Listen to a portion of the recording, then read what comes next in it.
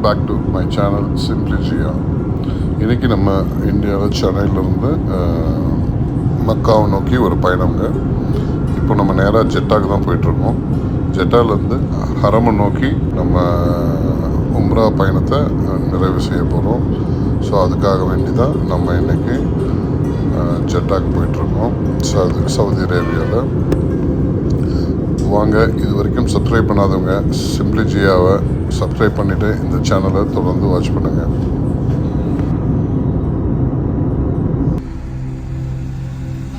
Almost ஏர்போர்ட்லேருந்து நம்ம இறங்கியாச்சுங்க. இப்போ மணி கரெக்டாக பார்த்தீங்கன்னா ஒரு 6 o'clock கிட்ட டைம் ஆகுது.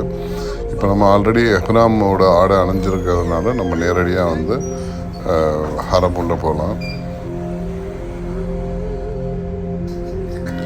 எல்லா ஒரு முஸ்லீம்களோட அடிப்படை ஒரு கடமை வந்து உம்ரா செய்வது.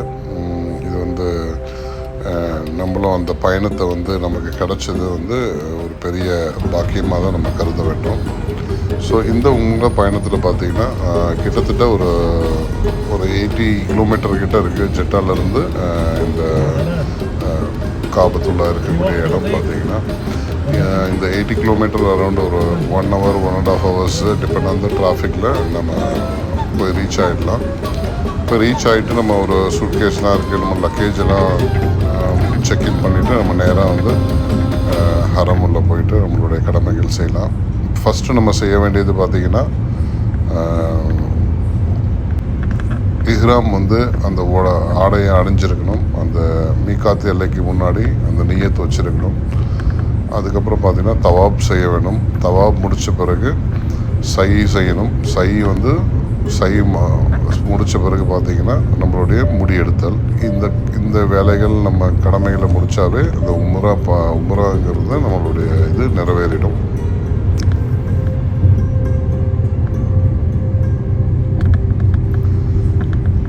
இதில் சை செய்கிறது பார்த்திங்கன்னா சஃபா மலை டு மர்வா மலை, அது 7 முறை நம்ம அதனுடைய விஷயங்களை நம்ம முடிச்சுட்டு அதுக்கப்புறம் முடி எடுத்தவுடனே இதுக்கு கிட்டத்தட்ட வந்து பார்த்திங்கன்னா ஒரு மினிமம் ஒரு 2 hours கிட்ட டைம் எடுக்கும். நாங்கள் என்ன பிளான் பண்ணியிருக்கோம் அப்படின்னு சொன்னாக்க, ஹோட்டலில் செக்இன் ஆகிட்டு நம்மளுடைய மற்ற வேலைகளை முடிச்சுட்டு அதுக்கப்புறம் நம்ம வந்து இரவு ஒரு 8-9 மணிக்கு மேலே நம்ம வந்து உம்ரா வந்து கடமையாற்றுறதுக்கு பிளான் பண்ணி வச்சுருக்கோம். கிட்டத்தட்ட இந்த ரோட் பார்த்திங்கன்னா ரொம்ப ப்ராடாகவே போட்டிருக்காங்க. ஈஸியாக தான் இருக்குது, பெரிய டிராஃபிக் அவ்வளோவா இல்லை. ஸோ அதனால் வந்து ஜெட்டா டு அந்த மெக்கா பயணம் வந்து பார்த்திங்கன்னா எனக்கு கொஞ்சம் எளிமையாக தான் இருக்குது. வரும்போது பார்த்திங்கன்னா ஒரு ரேஹாலியை வச்சுருக்க மாதிரி ஒரு நல்ல ஒரு ஆர்ச் ஒரு இது வச்சுருக்காங்க. அது அரபுக்கான ஒரு ஸ்டைலில் இருக்குது, குரான் ஓதுற மாதிரி. ஸோ இதெல்லாம் நம்ம பார்க்குறதுக்கு ஒரு பெரிய மகிழ்ச்சியை நம்ம மனசுக்கு தரும். ப்ளஸ் ஒரு புத்துணர்ச்சியும் ஒரு பாசிட்டிவ் எனர்ஜியும் கண்டிப்பாக கொடுக்கும். அதை நம்ம ஃபீல் பண்ணிகிட்ருக்கோம். இங்கே உள்ளே வரும்போது இந்த மண்ணில் காலடியை வைக்கும்போதே அதுக்கான அந்த ஃபீல், அந்த ஒரு நல்ல எண்ணங்கள், நல்ல ஆற்றல்கள் எல்லாமே வந்து இருக்கிறது நம்மளால் ஃபீல் பண்ண முடியுது. ஸோ இந்த பயணம் வந்து சிறப்பாக இருக்கும் அப்படின்னு சொல்லிட்டு நாங்கள் போயிட்டுருக்கோம்.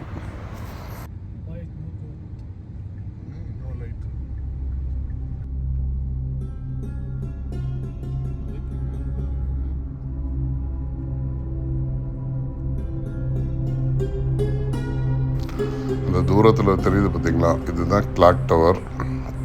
இந்த கிளாக் டவர் பார்க்குறதுக்கு ஒரு பெரிய நல்ல ஒரு வைப்ரேஷனாக இருக்குது. ஒரு நல்ல ஒரு அமைதியான ஒரு பெரிய ஏதோ ஒரு சாதித்த மாதிரி ஒரு ஃபீல் கொடுக்குது. ஏன்னா அது ஒரு அல்லாஹ்வுடைய வீட்டுக்கு நம்ம வந்திருக்க மாதிரி ஒரு ஃபீல். அது நீங்கள் அந்த பயணத்தை நீங்கள் மேற்கொள்ளும் போது தான் தெரியும் அது எவ்வளோ பெரிய உன்னதமான ஒரு நிகழ்வு என்று தெரியும் உங்களுக்கு. இந்த மலைக்கு நடுவில் பார்த்திங்கன்னா ஒரு பெரிய டனல் வச்சுருக்காங்க பார்த்திங்கன்னா. இந்த டனல் இந்த இடத்துல பார்த்திங்கன்னா ஏகப்பட்ட மலையை குமிஞ்சு டனல் வந்து பார்த்திங்கன்னா நிறைய காட்சி அளிக்கிறது.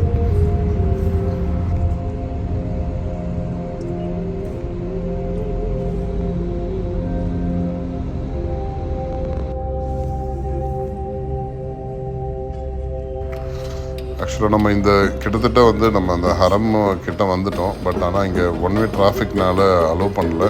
ஸோ அதனால் வேறு ரூட் வழியாக நம்ம இப்போ போக சொல்லி அங்கே இருக்கக்கூடிய போலீஸ் நமக்கு இன்ஃபார்ம் பண்ணுறாங்க. ஸோ அதனால் இந்த டிராஃபிக் அதிகமாக இருக்கிறதுனால ஸோ வேறு ரூட்டில் தான் வந்து நம்ம ஹோட்டலுக்கு செக்இன் ஆக முடியும் போல இருக்குது. ஸோ அதனால் நாங்கள் என்ன பண்ணுறோன்னா ஒரு டைவர்ஷன் எடுத்துகிட்டு பக்கத்துலேயே இன்னொரு அங்கே இருக்கக்கூடிய டிரைவருக்கு தெரியும் அப்படின்னு. ஸோ இன்னும் கொஞ்சம் லாங் போயிட்டு அப்புறம் ஒரு ஷார்ட்கட்டில் உள்ளே வரணுன்னு தான் அது பிளானு. வந்துட்ட பிறகு அதுக்கப்புறம் நம்ம ஹரம் உள்ள போகலாங்க. இப்போ அந்த மாதிரி அந்த ஷார்ட்கட் ரூட்டில் தான் இப்போ உள்ளே போயிட்டுருக்கோம். போயிட்டு அதுக்கப்புறம் வந்து நம்ம ஹரமுக்கு வந்தாச்சு. இப்போ அந்த இது நம்ம தவாப் வந்து பண்ணிகிட்ருக்காங்க எல்லாருமே.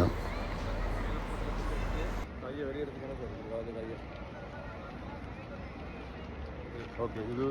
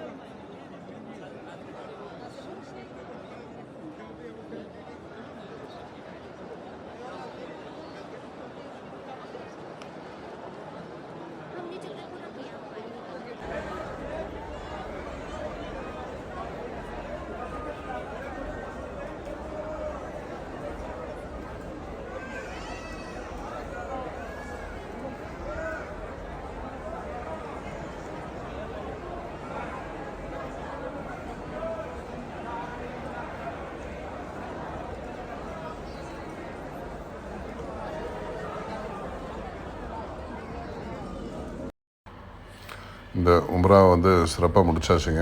கிட்டத்தட்ட மணி ஒரு 3 மணி கிட்ட தான் ஆகிடுச்சு. அந்தளவுக்கு டைம் எடுத்தது. சிறப்பாக முடிச்சுட்டு நாங்கள் போய் படுத்துட்டோம். அதுக்கப்புறம் வந்து காலையில் எழுந்திரிச்சு மற்ற இந்த வரலாறுகள், இந்த நபிமார்கள் அங்கே அவங்கள போர் செய்த இடங்கள், அவங்களுடைய வாழ்க்கை வரலாறுகள் எல்லாத்தையும் வந்து ஒன்று ஒன்றா இனிமேட்டு வர பார்ட்டில் நீங்கள் கண்டிப்பாக பார்ப்பீங்க. தொடர்ந்து இந்த சேனலை கண்டினியூ பண்ணுங்கள் பார்க்குறதுக்கு.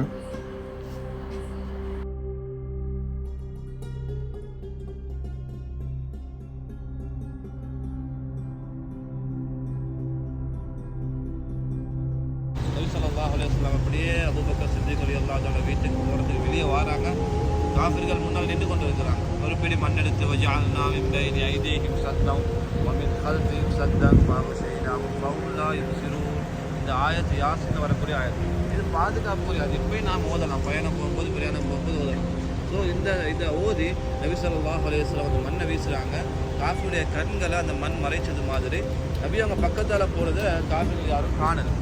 அதுக்கு அப்படியே அபூபக்கர் சித்திக் ரலியல்லாஹு அன்ஹு வீட்டுக்கு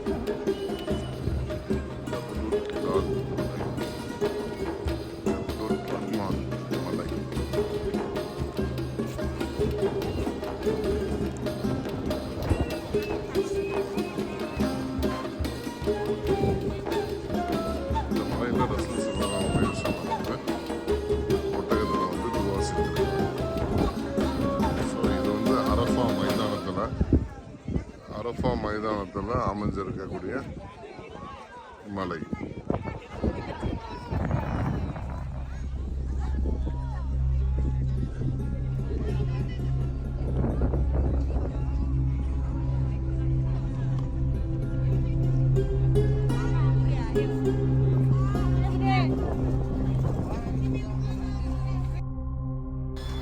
இந்த பகுதி வந்து உங்களுக்கு பிடிச்சிருக்குன்னு நினைக்கிறேன். பிடிச்சிருந்தா கண்டிப்பாக சப்ஸ்கிரைப் பண்ணி தொடர்ந்து இந்த என்னுடைய சேனலை வாட்ச் பண்ணுங்கள். தேங்க்யூ.